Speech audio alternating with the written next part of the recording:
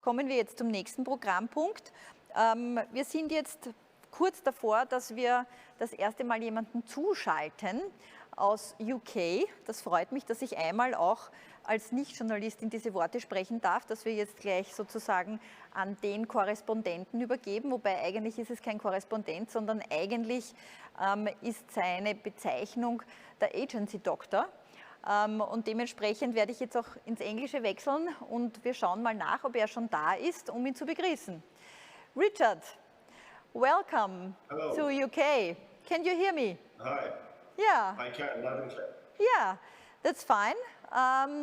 We have just given the award for Communicator of the Year, and so everybody is elevated at the moment, and I hope we can keep on that level. And Richard, a few words to your person. You have a column in PR Week, which has the title Agency Doctor.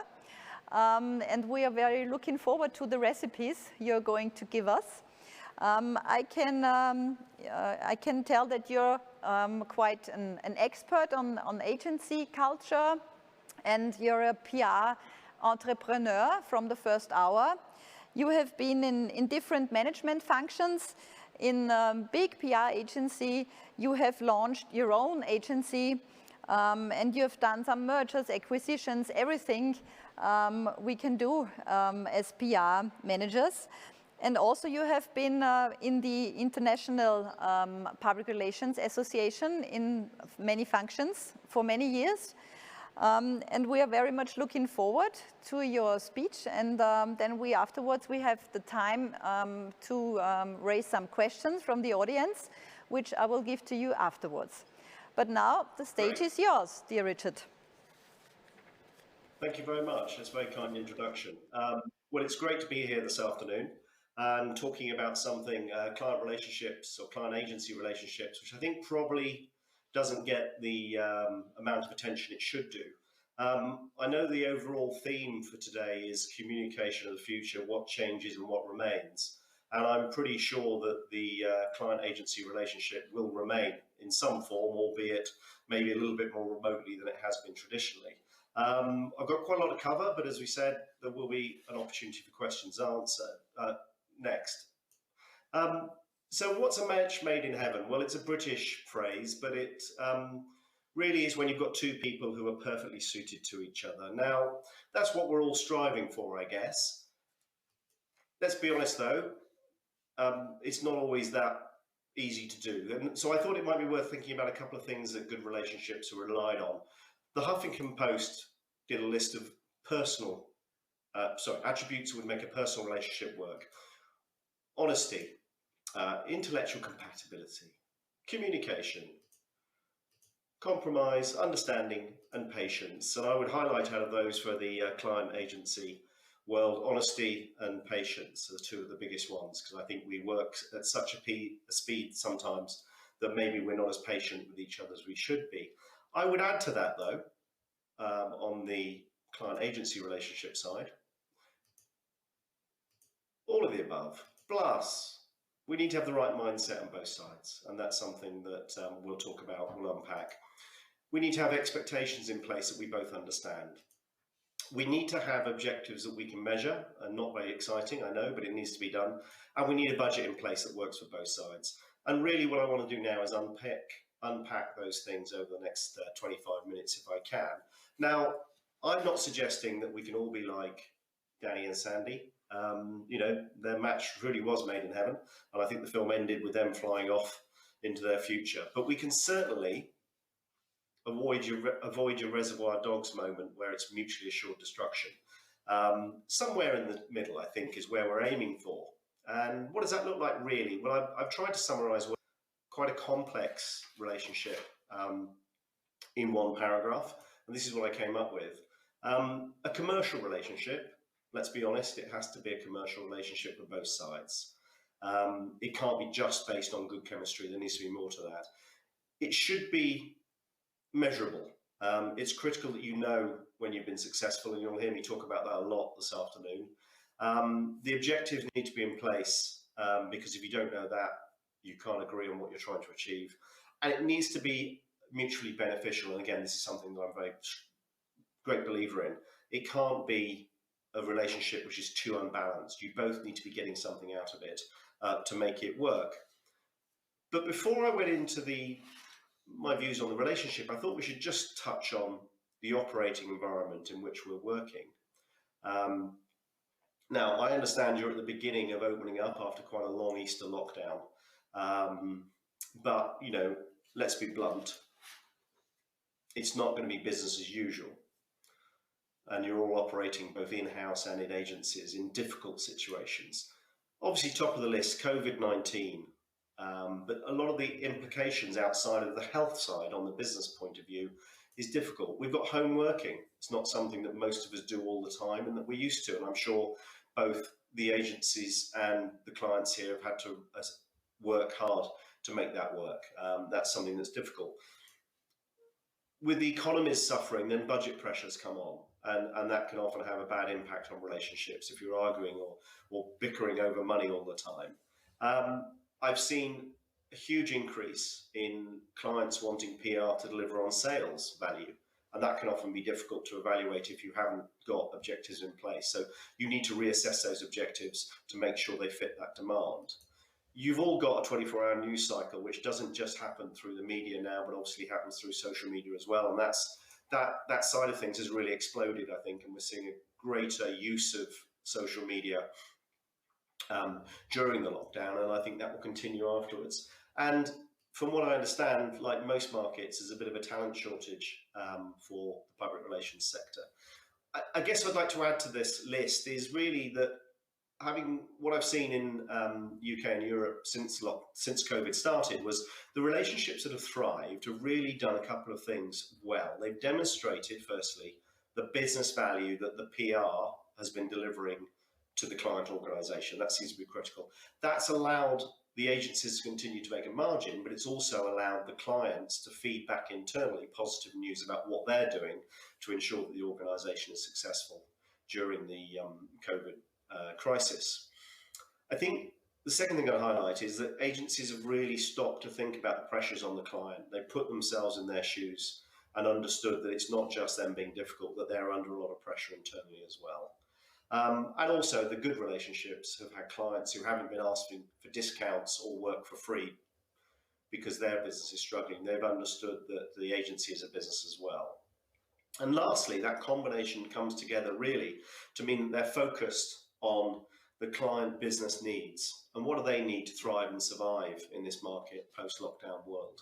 So I don't think it's impossible. I think things have been much harder, and I think, you know, we're not out of the stormy seas yet, but I think those of us that try and stick together on this will win out. So if that's the world we're operating in, what are the component parts of a great relationship? Well, I think if we're going to win together, the very good starting point is try not to give each other surprises. And that's easy for me to say, I know, but can be difficult to deliver because, you know, great PR campaigns are difficult to deliver. I think we often underestimate how hard it is to deliver good campaigns and either be the champion for PR in a client organisation that may not understand it, or to be working in an agency that is under commercial pressures as well. So if we can avoid surprising each other, that's my first piece of advice. Tell each other what's going on early and try and avoid those short-term surprises. None of us, they're great for birthdays, but not great if you're running a business. And I know from my own experience, I once was working for a very large IT company. They were spending 30,000 euros a month with us. This is some time ago. And I went to what I thought was a normal quarterly review and lost the business because the European president was distressed with how we were invoicing. And I have to say, going back to explain to my boss that our invoicing process had lost us a £30,000 a month, euro a month account, was not one of my highlights of my career. The second thing, try and be human. I think we forget sometimes that behind the job titles and the presentations are just human beings like you and I, and under the pressure sometimes we lose sight of that. So I think overall, I've described this as a good person, but I think it's just good business practice. You know, be honest with each other. communicate openly and frequently, even if it's a difficult conversation. In fact, even more importantly, if it's a difficult conversation. Compromise. It's a win-win we're looking for here. It's not your job to win at all costs. It's your job to make sure this works on both sides. Put yourself in each other's shoes. As I mentioned, I think the successful relationships have been doing that. Stop and think about what's going on in each other's lives. And lastly, and what I think that really is critical, is have some patience. Particularly good work on both sides takes time. Even the reporting takes time. You know, no matter how excited or unexcited you might be, I think it's critical that we have some patience for each other. The next point, I think, is getting the right mindset on both sides of the relationship. But I would really start with the agencies. A bit of advice for agencies here is you need to be respected first and liked second. You need to demonstrate your thinking. You need to execute creatively, and you need to evaluate rigorously. If you like each other on top of that, I think that's a bonus. And this was something I learned the hard way in big agency world, running big programs often. I mean, my biggest was over 40 countries. So you really had to be on top of it. You couldn't rely on a personal relationship to keep that working. And I think I mentioned the need to be equals. We don't want a master service relationship. That's not going to work. One for the consultants, again, willingness to listen. We all need to stop and listen to each other. That's critical so we can get it. And lastly, and I probably most importantly after respected first and liked second, is that PR is often more art than science. We can bring in tools and we can bring in evaluation, but there's a level of art. It's a creative industry anyway. So not everything will work. So I think we need to have that firmly in mind. I'm not suggesting you set out expecting things to fail, but I am suggesting that you set out expecting things not to be quite as you expected. And, you know, I think it was Napoleon who said, all the best plans last until you have contact with your enemy. And I think that's my experience of PR after 35 years. Even the ones that have been most successful didn't happen as I expected. The next component really is understanding that and agreeing clear expectations on both sides. And it sounds obvious, but it's amazing how many campaigns start without everybody fully understanding what they want to deliver. So again, and my apologies if I'm saying things you already know, but I think it's worth reiterating. Write down the brief and get it signed by both sides. This is what you're committing to deliver on, and that brief needs to include the golden question. What does success look like? That way clients can share this internally. This is what we're trying to achieve this quarter, this half of the year. And then the agencies can share that internally. And that success needs to be at the top. What that objective is needs to be at the top of your reports. So when you're discussing what's coming up next, you need to think, is it going to help us deliver on that golden question? Is it going to help us achieve what we know we've agreed success looks like? And you know, a great example from my career, it's not always in the brief as well. You need to ask that question a number of times.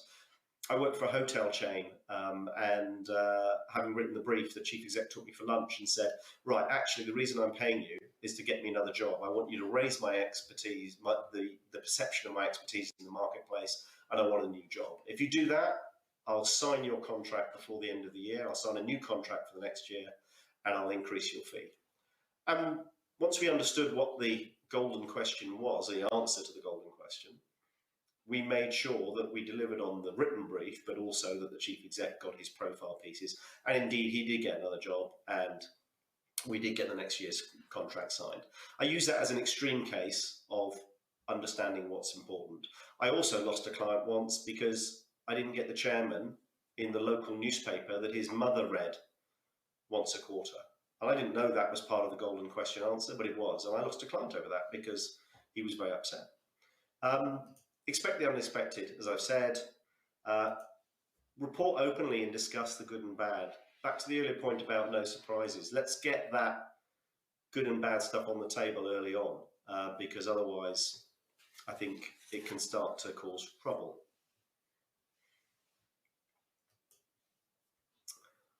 Be commercial.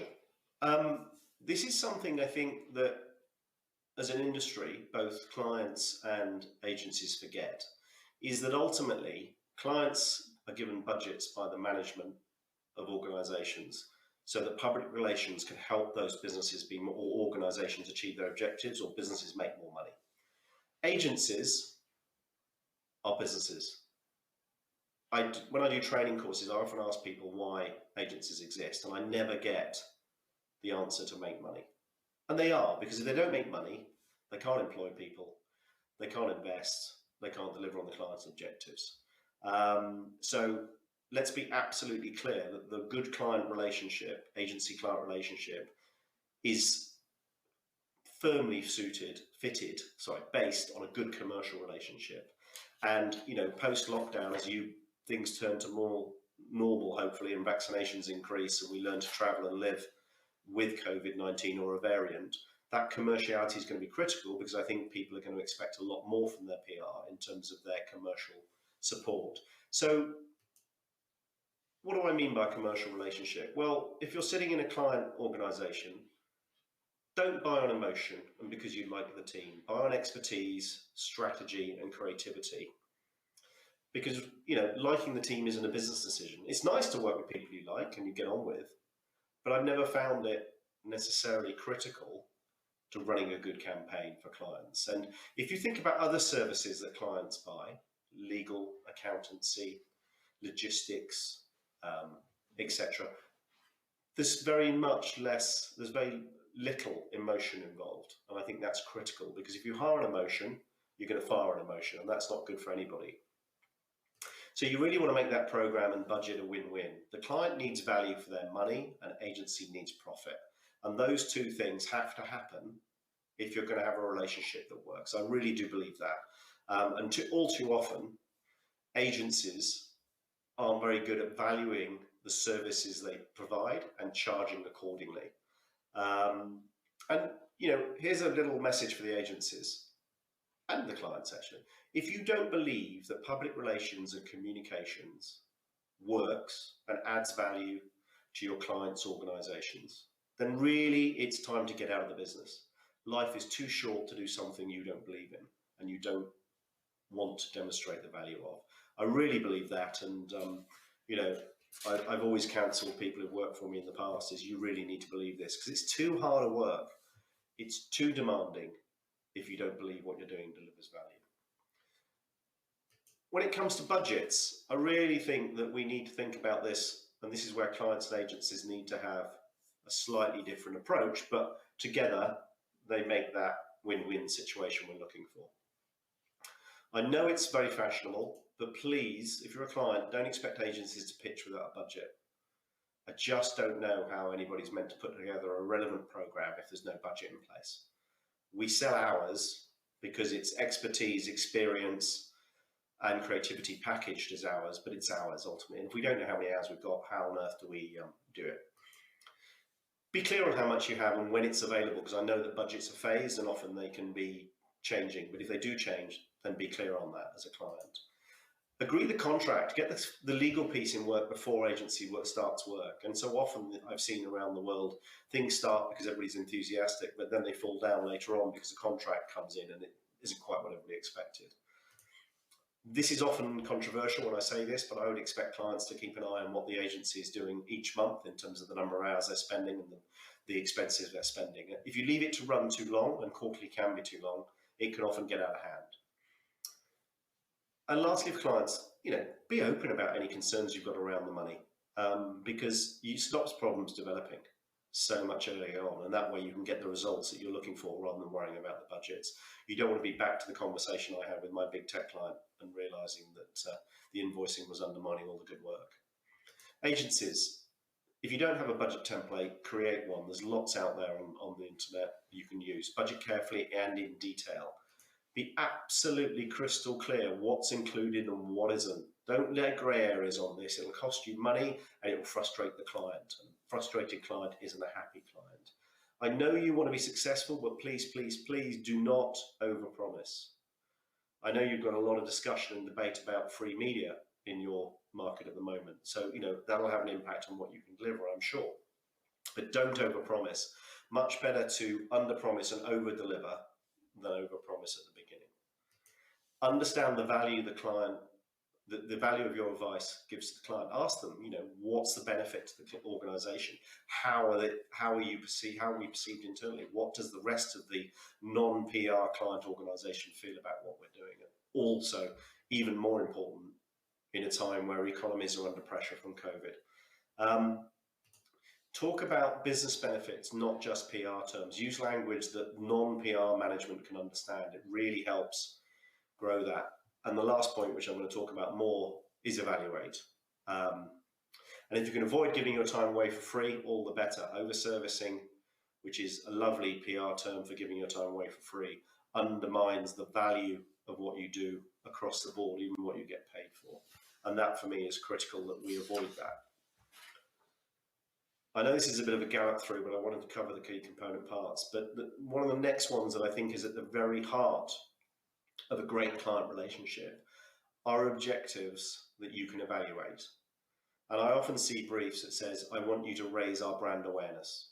And I would then say, with whom, from what, to what? So who do I need to influence to move your brand awareness? What is it now? And they go, well, that's not really available. So could you just do some stuff? And what that means is you're just turning the handle as an agency. You're not actually working on a focused campaign with an end in sight. And that's fine for some agencies and it's fine for some clients. But in a COVID world, I really don't think it's good enough. And I don't think it's how you build great campaigns and how you build great agencies and great careers. So what do we need to do to build objectives that we can evaluate? Well, what's the overarching business objective? Why is the business or the organization spending money on PR? Got to be there. What are the barriers of achieving that overarching objective?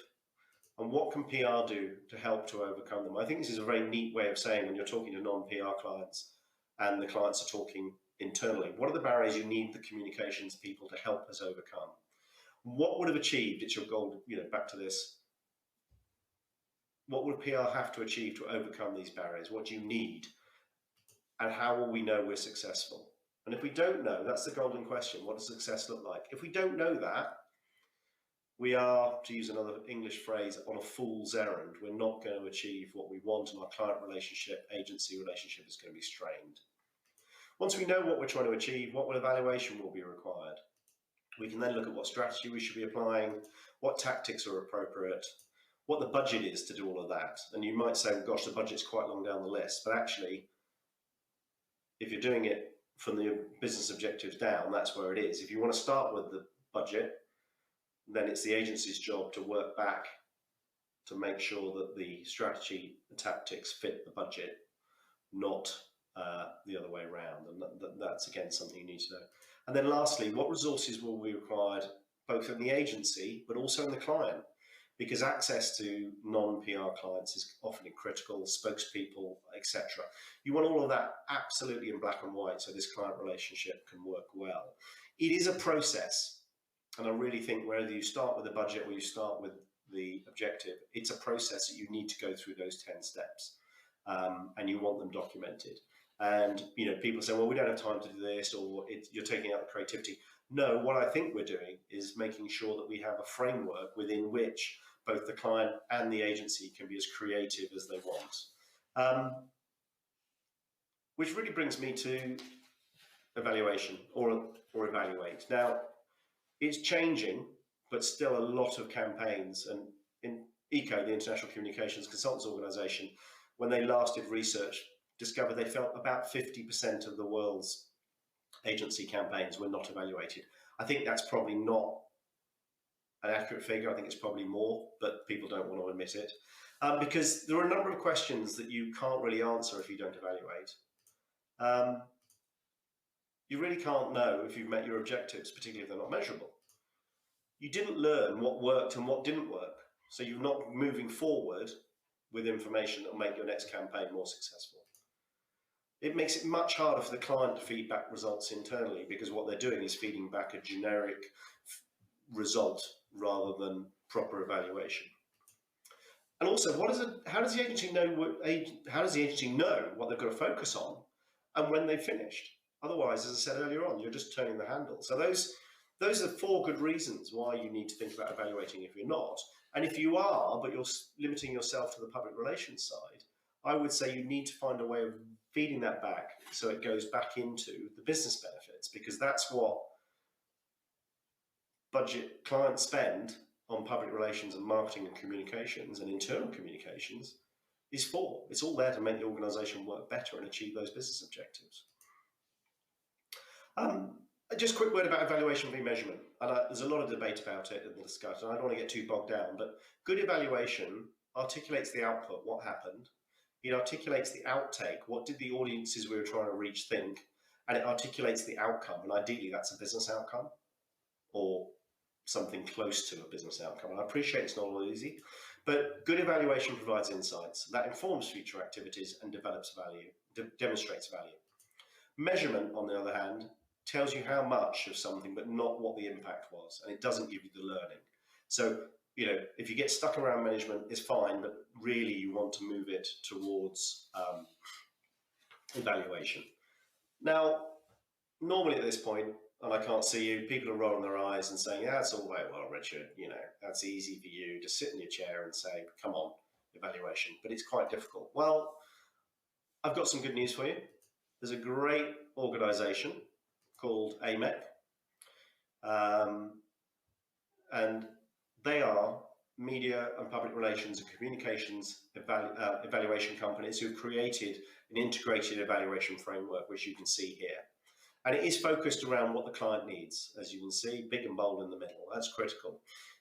They've not only done it for you, they provide it on their website for free, and there's the details of the link are at the end of the presentation, which I'm sure you'll be able to get shared. It covers the key 3 phases: preparation on the right-hand side, implementation at the bottom, and then what they call measurement and insights, what I would call evaluation and insights on the left-hand side. You'll see implementation is much smaller, not because it's less important, but because what this framework is designed to do is allow you to prepare and evaluate what you've done. I would strongly recommend, if you are evaluating or you're not, you're going to have a look at this if you haven't come across it. It really helps you put the building blocks in place. And once you start doing it, you'll find it's much more enjoyable to do your work this way. And as I've said 3 times already, it really helps when you're dealing with people, you're having conversations, with clients on what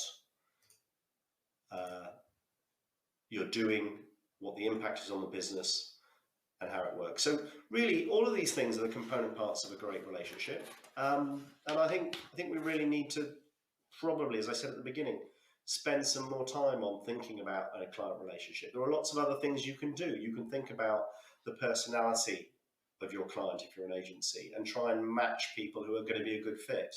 If you've got somebody who's high detail, don't put an outgoing creative to work with them, and vice versa with a client. You can look at the agency's team and think, is this a good team that I'm going to fit with? Am I going to work well with? And there are tools you can use to do this, again, which we can talk about if you'd like to know more about. But long and short of it, I really think it's effort and time and thinking about the component parts of the relationship that make it a difference. And it's really worth spending that time at the front end of your relationship to make sure you're going to get the results you both want. So really, just in summary, I can get it to turn over. No. Oh, being disabled. Hang on. It was all going so well. I'm not sure if anybody at the back can do it. Oh, here we go. If you can put the next bullet up for me, sorry. That's great. Good relationships take work, and I think it's from both sides. Agencies are pretty good at doing things quickly, but they're not miracle workers, and clients can't instantly get the information you want if you're an agency. So they both take time and effort. And the last point I would put up really is, if you could put up the next slide for me. Next bullet. Invest the time and you'll reap the rewards. And there are 6 things I see out of this. The first one is you get better results. Okay, well, better results, if you could put that up as well. The second one is you get, if you could put that up, more motivated teams. People who enjoy working together better. Thirdly, you get a much smoother ride and much fewer surprises on both sides, and that makes life a lot easier. Fourthly, you get career development. If you're on the client side, you know, a good agency should really help you develop your career. I'd be looking for that. I mean, I've had clients who've shared their personal targets and objectives with me. I don't know if culturally that's possible where you are, but certainly I've had that done. And you know, that really helps because you can help them hit their targets, help them get their bonus, and help them develop their career. It's good stuff.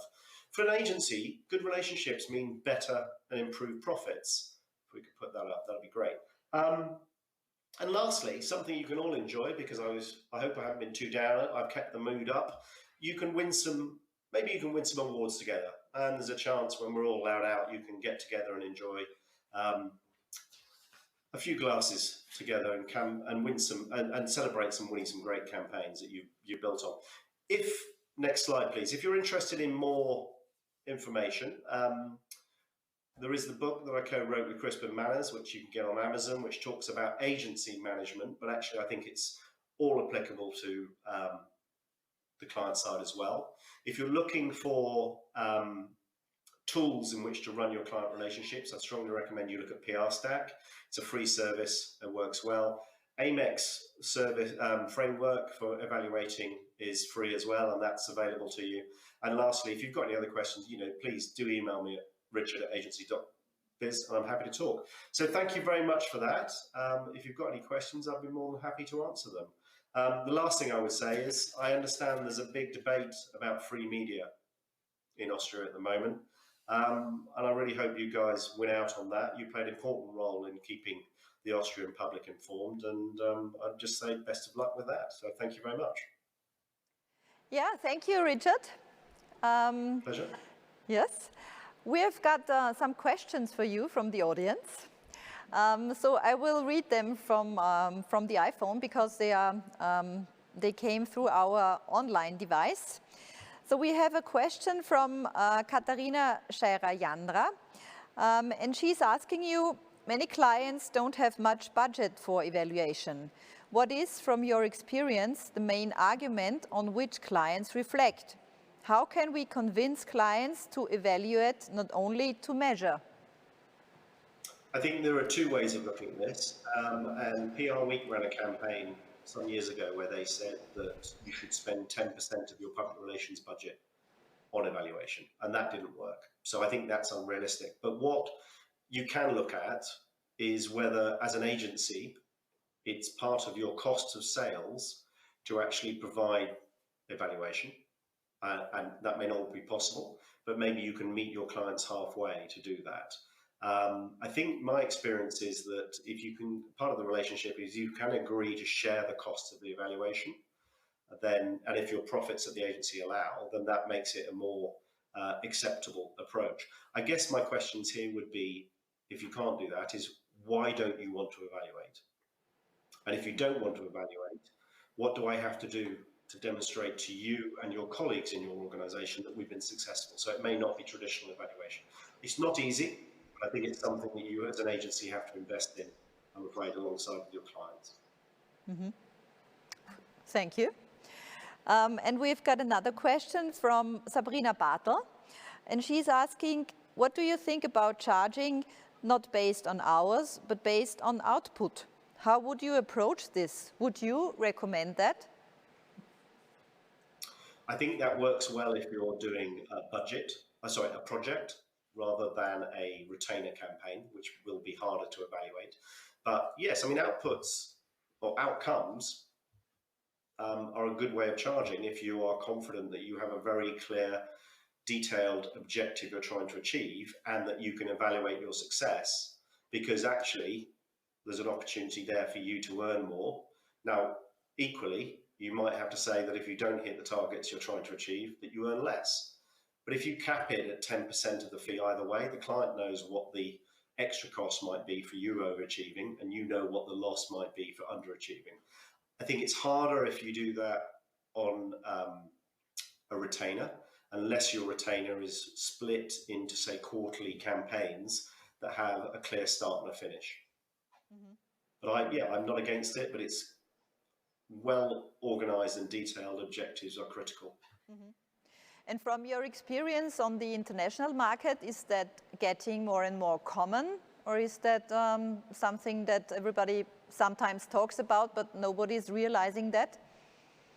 I think what I'm seeing is there's a lot of discussion about it, but clients and agencies currently are wary of doing it because of the financial implications. I think what we are seeing, or I know what we're seeing though, is a big increase in projects. So we're getting to almost a 50-50 project retainer balance. And if that's the case, then I would strongly recommend that agencies and clients look at ways of measuring those projects that are outcome based rather than process based or output.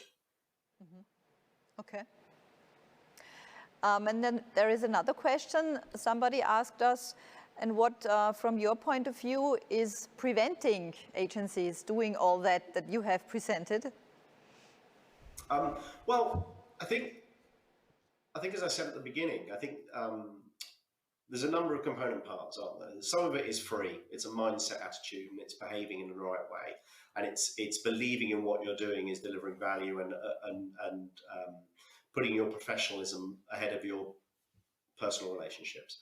I think but people don't necessarily spend as much time thinking about this side of the work as they do the campaign itself. So I think more time obviously goes into preparing for the pitch, the research, the strategy, the creativity, than does, oh, how are we going to run this? What's the best fit with this client? And vice versa on the client side. But there's also cost, because the first question was, well, how do I afford to evaluate? Well, actually, as I said, I think you need to get a reputation in your marketplace for evaluating well and demonstrating business value, because that's what most clients are looking for in my experience. So I think it's a couple of things why it doesn't happen. I think there's hard costs, there's financial costs, it costs euros to do this, but also it's time and getting the right mindset. So I think it's that combination of factors: time, mindset, and hard money. Mm-hmm. Okay, thank you.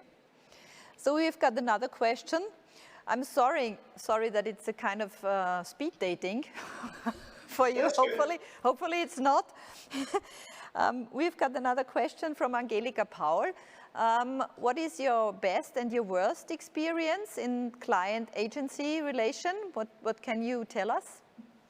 My best experience, I'll start with, which is less painful to recall, was a large logistics company, and we worked 45 countries around the world.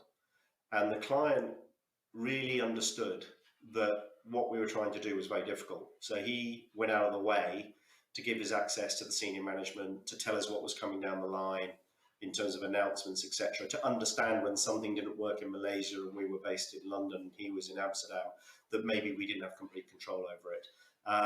And he ensured that the budgets available around the world were sufficient to do the job in that market. On the other hand, he was also very demanding in how we reported to them and how we kept the campaign fresh. But that was the best example. It was a big logistics company. There were lots that went wrong, and things went wrong quite a lot, but we had a very strong relationship.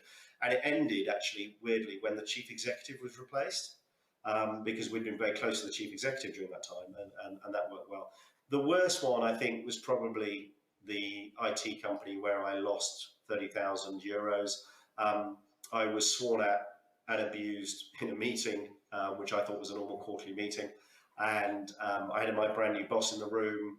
The client PR director was in tears. Anyway, that was definitely my worst experience.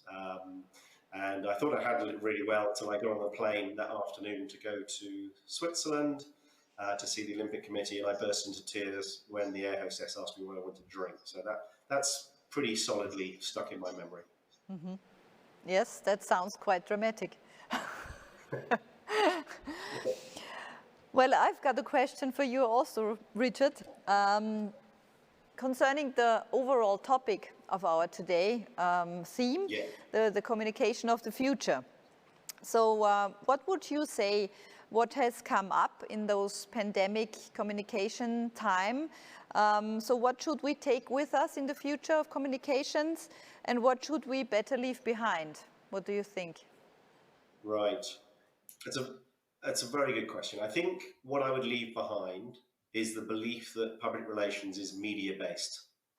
It's much more than that, and I think the pandemic has demonstrated that good communications and public relations, or both together, depending on how you define it, have made a big impact to the success of organisations, be they political or charitable, and to businesses.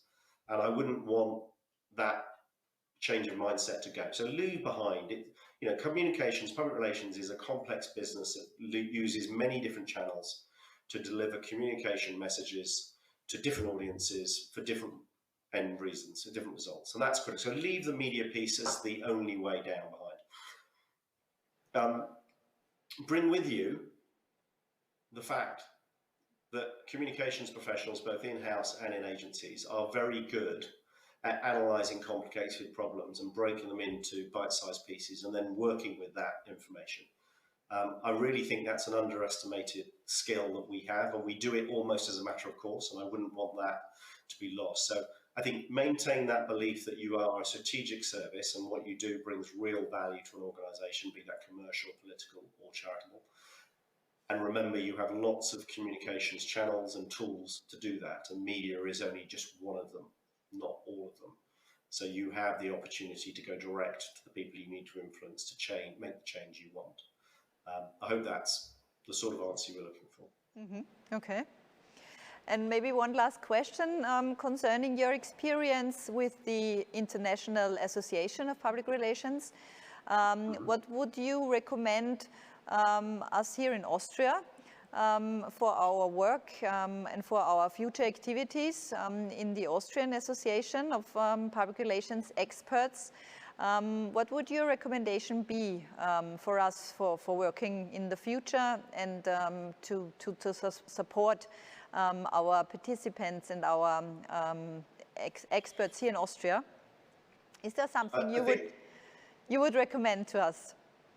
I think the one thing that is equally as important to both clients in working in organisations and agencies is the perception that public relations doesn't deliver hard commercial value. And I really recommend that you help your members develop their evaluation analysis skills so that they can demonstrate that and that the sector as a whole can move up the value chain. Because if you do that, you can charge more. If you can charge more, you can recruit better quality people. If you run your campaigns tightly, well, against hard evaluation, long hours and difficult jobs become fewer and far between, so that it's easier to recruit people. So it really is a very strong virtuous circle. So I'd say to everybody, if you're working, as you're part of a trade association, you're already engaged, which is great. Really do your bit in demonstrating the value that public relations can do for the Austrian economy, because actually you bring a lot of value, and I think we should be proud of that and we should demonstrate it. It can only be good for everybody involved. Yeah, that's very good advice. Thank you. And thank you very much for your thoughts on the future communications and being with us, at least virtually.